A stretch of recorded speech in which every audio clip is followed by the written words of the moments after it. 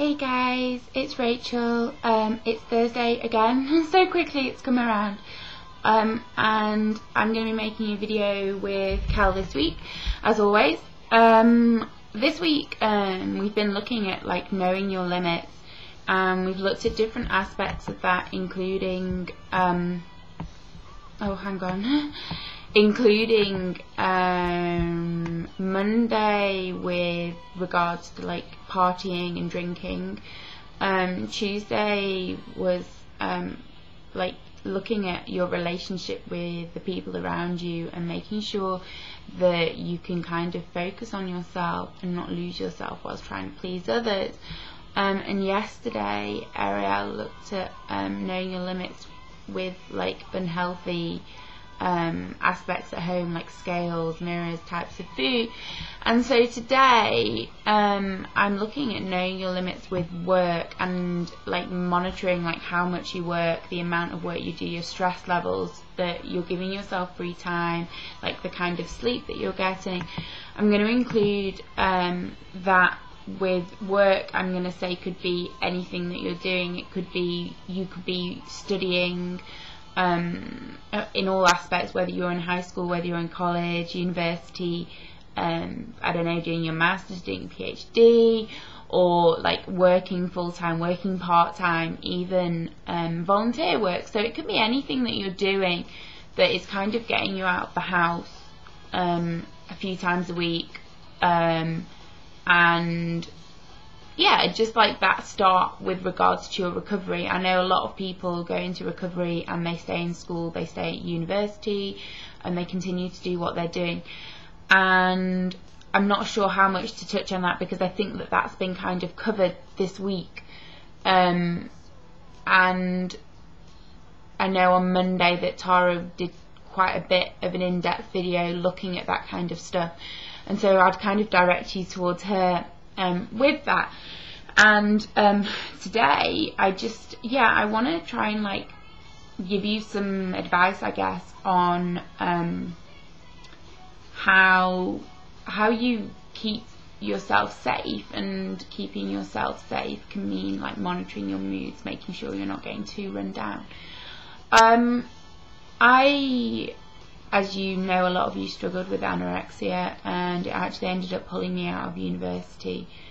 And when I first went back to university, I did grind myself down, and I actually pushed myself so much in my first year that I ended up taking a year out afterwards, which maybe sounds a little bit extreme to you, but I had just run myself down. I was exhausted, I was over emotional, I wasn't sleeping, my mood was pretty flat.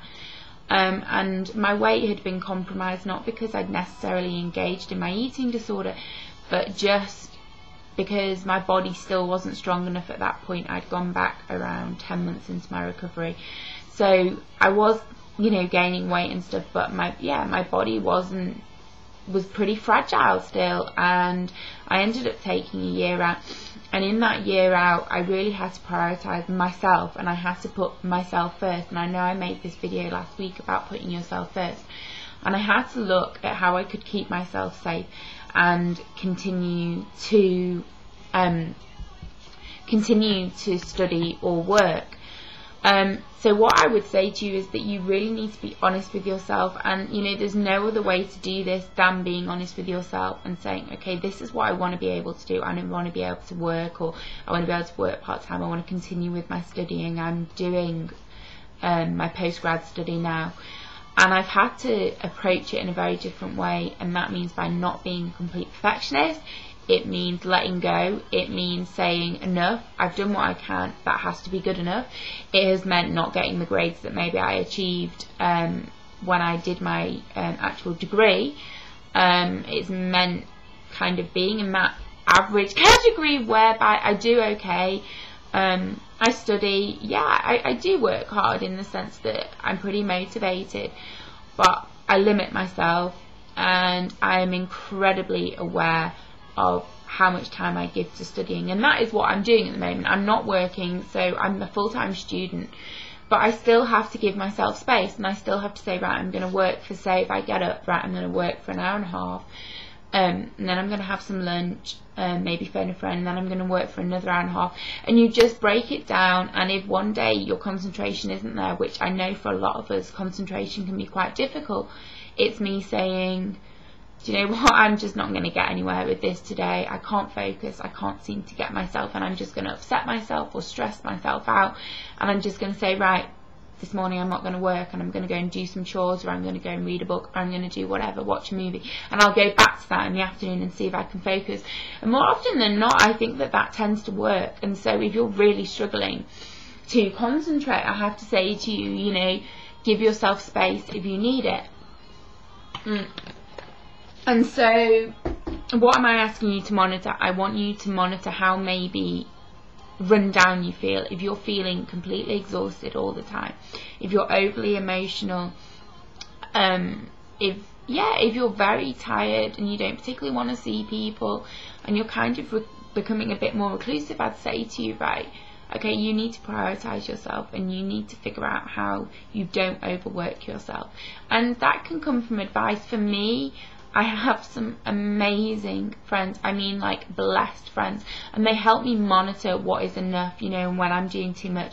I've got my mum who's like really good at helping me with some of that, and of course my therapist. And it's about saying, you know, it doesn't mean that I'm a failure, it doesn't mean that I'm a bad person, it doesn't mean that I'm not good enough, it doesn't mean that I'm worthless just because I can't work full time, just because I need to work part time to keep myself safe. You know, you have to not compare yourself, and you have to look at yourself, and you also have to, if there's people around you putting on pressure. I've been under pressure living at home, it's like work and all the rest of it, and I had to say, do you know what, this is enough for me. I can't work and study, okay, and I can't feel bad about that because they're my limits. And what is more important to me is that when I go to bed at night, I'm getting, say, 8 hours sleep. I sleep for like 12 hours, so but yeah, that I'm getting a good night's sleep, that my stress levels are not causing me to feel run down, they're not causing me to skip meals, they're not causing me to feel just completely exhausted. And I think that it is very difficult, this whole knowing your limits, and it's a learning process, and it's taken me a really, really long time, but it's made me better in the sense that it's made me healthier, it's made me learn, and it's really made me know my limits. And that's something I can take through for the next 5, 10, 15, 20, 25, 30 years ahead of me, when I'm going to be working knowing my limits, because I want to be a therapist. I'm not going to be a good therapist if I don't know my limits. I have to know my boundaries, I have to know my limits. And so I hope that's kind of helped, and I think that you need to talk about others and monitor your stress levels, and also look to role models, to people who you admire, and what about it is that what is it that you admire that, you know, they can know their limits and they can take a step back. And, you know, to set yourself, you know, realistic goals. You know, for me to finish this, I finished this round of studying mid-October, and I want to work, and I'm going to have to monitor whether I work full-time or part-time based on how stable I am. I'd like to work full-time. And so it's about looking at my lifestyle and looking at how I can achieve that realistically, and also not feeling bad about that, okay guys, because it doesn't make you a failure just because you can't do everything at once, okay? It actually makes you pretty courageous to be able to say this is enough, and know your limits, and let go of that, let go of all that pressure, let go of that perfectionist sort of voice that's in your head telling you you're not good enough, because you are good enough, and it is okay to not be able to do everything, okay? And it's okay to say, do you know what, I actually need today off, I need to sleep longer, I need to put a movie on, I need to catch up on Grey's Anatomy, whatever show you love, just, yeah, rest. And, you know, at the moment I actually read the first one, and I'm reading The Girl Who Played with Fire, Stieg Larsson, and I am like, I'm just reading it. I've completed my assignment. I don't kick off my full-time study until the end of January, and so I'm reading and resting, and yeah, so know that that's okay, guys. Okay, I'm gonna go, and I'll speak to you soon. Okay, bye.